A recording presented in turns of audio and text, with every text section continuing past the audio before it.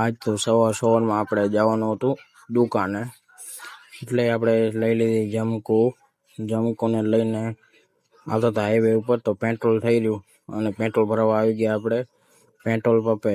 પાણી થોડુંક નાખવું પડે ને, પાણી શું પેટ્રોલ, અને પેટ્રોલ નાખીને આપણે નીકળી ગયા રોડ તરફ. ત્યાં કુંભાડી ગામ આવે છે, ત્યાંથી પણ અંદર એક રસ્તો છે. અને પછી તો એક બોર્ડ આવી ગયો, શું લખેલ છે એ મને ખબર નથી, પણ ક્યાંક રસ્તો નીકળશે ને, તો આપણે ચડી ગયા રસ્તે, ગમે તે રસ્તે આ નીકળશે ખરું ક્યાંક. અને પછી તો હું કેનાલ જોતો આગળ હાલ્યો જતો હતો. અને પછી તો આપણી જમકુની સ્પીડ કરી નાખી 500. તો બ્રેક માર્યા ઓચિતાના. મને કાંઈક જોવા મળ્યું ખેતરમાં. શું જોવા મળ્યું? એક મોર. મને જલ્દી જવા દે ને કે મારા દુકાને મોર બોલી જશે.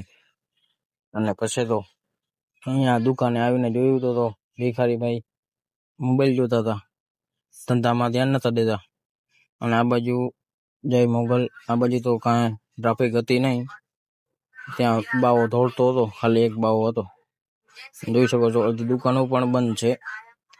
આ બાજુ આ પ્રસાદી વાળી દુકાન છે. આ બાજુ તમે જોઈ શકો પાર્કિંગમાં 2-3 ગાડી છે. વાં તો આપણે એક આઈફોન લઈ લીધો. આઈફોન નહીં, આઈફોન મોબાઈલ સપના જુઓ.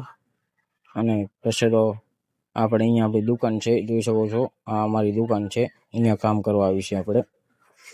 તો અલગ અલગ આ બાજુ તો પરિયાભાઈ જો એન્ટ્રી કેવી મારતા હતા, બાકી કે હું હાવ જ છું.